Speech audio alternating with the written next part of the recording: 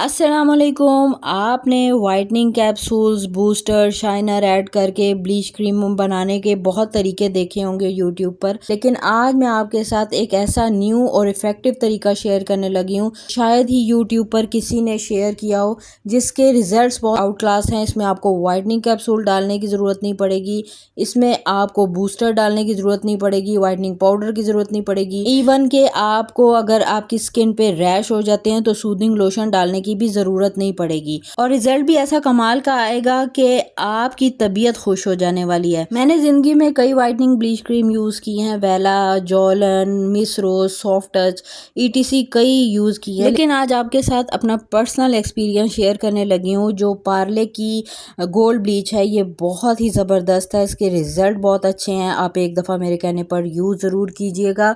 और ये 70 रुपये का साशे आता है, 2 से 3 बार यूज़ होता है। अगर आपने नेक पर, फेस पर, हैंड पर लगानी है तो ये 2 बार यूज़ होता है और इसके रिज़ल्ट बहुत ही आउट क्लास हैं। अब इसमें सिर्फ 2 इंग्रेडिएंट मैं ऐसे ऐड करूँगी जिससे इसका रिज़ल्ट हो जाने वाला है डबल।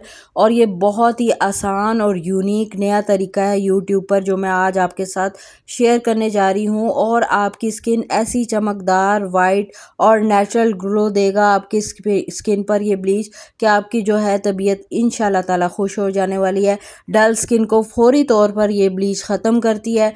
कुछ भी एक्स्ट्रा आपने ऐड नहीं करना। बहुत महंगे महंगे पार्लर वालों जो ब्लीच क्रीम का रिजल्ट है वो ये आपको देगी। इसके लिए मैंने लिया है पार्ले का ये गोल्ड ब्लीच साशे। इसे आपने ओपन कर लेना। ओपन करने के लिए यहाँ पर इसके ट्यूब का निशान होता है, लेकिन मैंने इसको साइड से कट किया है ताकि मुझे इसे सेव करने में आसानी रहे।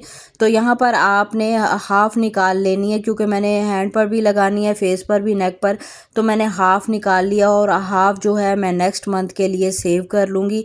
आप इस तरीके से इसको नीचे करके इसको साइड से फोल्ड करें और रबर बैंड लगा के रख दें। इसकी जो है असर ख़त्म नहीं होता और ये नेक्स्ट मंथ भी इसी तरह आपके लिए काम करेगी।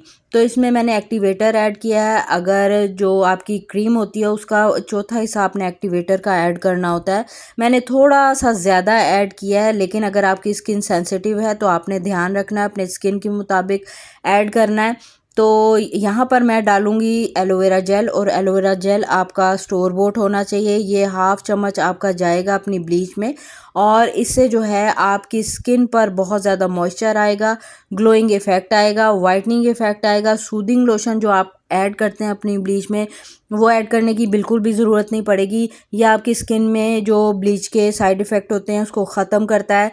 साथ ही इसमें मैंने डाला है रोज़ वाटर जो है स्प्रे बॉटल में मैंने डाल के रखा होता है, तो इसकी भी मैंने आधा चम्मच इसमें ऐड कर दिया है। अब जो है यहाँ पर मैं वो पाउडर जो एक चुटकी और बहुत ज़्यादा वाइटनिंग और ग्लोइंग इफ़ेक्ट देगा उसकी बात करूँगी। ये है यहाँ पर मेरे पास हल्दी पाउडर। आप आंबा हल्दी भी ले सकते हैं और सादी घर पे यूज़ होने वाली हल्दी भी ले सकते हैं। तो इसके एक चुटकी आपने ऐड करनी है और आप देखेंगे कि आपकी स्किन ऐसे ग्लो करेगी, लिशकारे मारेगी और ब्लीच के सारे साइड इफ़ेक्ट भी ये ख़त्म कर देती है। इसको ऐड करने से आपकी स्किन पर बिल्कुल भी जो येलो सा कलर आता है हल्दी से वो बिल्कुल नहीं आएगा, लेकिन एक ग्लो ज़रूर आएगा। ये आपकी स्किन पर जो पिगमेंटेशन होती है, डलनेस होती है, उसको ख़त्म करती है।